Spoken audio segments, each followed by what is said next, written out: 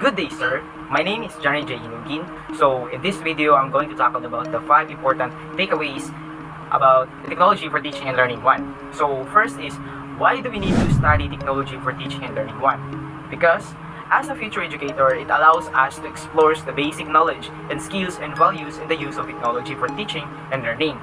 And also, this course includes the ICT policy and safety issues, media and technology in various content areas, learning theories and principles in the use of design of learning lessons, teaching learning experience and assessment tasks that utilize the appropriate traditional and innovative technology including social, ethical, and legal responsibilities.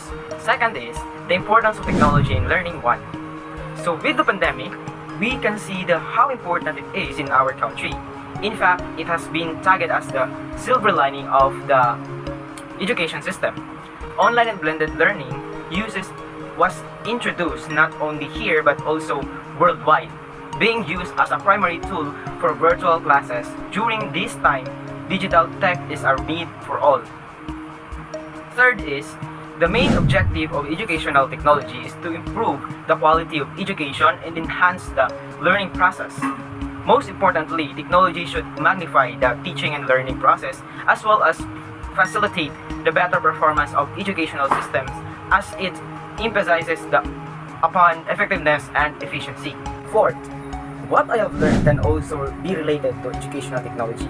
When applied in a classroom setting, due to the continuous change in our society and the advancement of technology, educational institutions and its demands also change through time.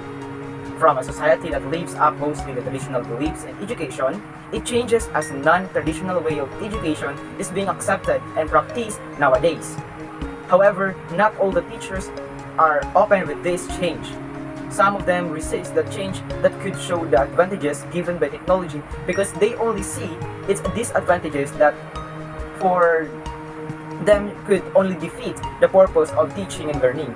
But as a future teacher who wants to give the best for our future students and for the betterment of the educational system of the society. So we must not be afraid to go beyond the traditional approach in education.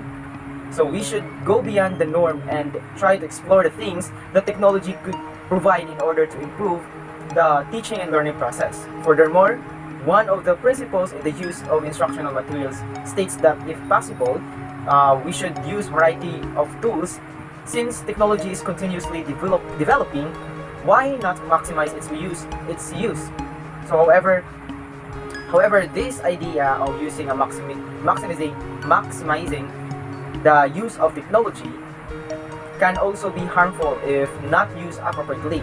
So as a future teacher, we should keep in mind that one of the principles in the selection and use of instructional materials states that the instructional materials chosen must suit the instructional objectives, the demands of the chosen teaching strategies, as well as the needs of the learners. So that is why the materials must carefully chosen based on its relevance to the instructional objectives and based on the benefit that it could contribute in the teaching and learning process. And lastly, as I continue to reflect, I have realized that the advantages of using technology in the classroom are many both inside and outside the basic classroom. So in the class, on the other hand, I have experienced that the use of technology, when efficient applied, can bring a variety of rising motivation and attention in the students and may change the attitudes towards learning. So the use of presentation tools such as the PowerPoint helps to fulfill this goal. So besides, technology also helps to good extent to bring information to the students. The use of teaching platforms using technology in educational environments provide chat rooms, emails, message, or voice recording which facilitates the communications between the students and the teacher. So since the communication is the primary goal inside and outside the classroom, so these tools are very useful to maintain the content with the students when developing communication skills. So therefore, I conclude that through the use of technology and with the rise of information and communication technology in the classroom or virtual setup, it makes the learning of the students possible despite the pandemic that we're facing right now all over the world.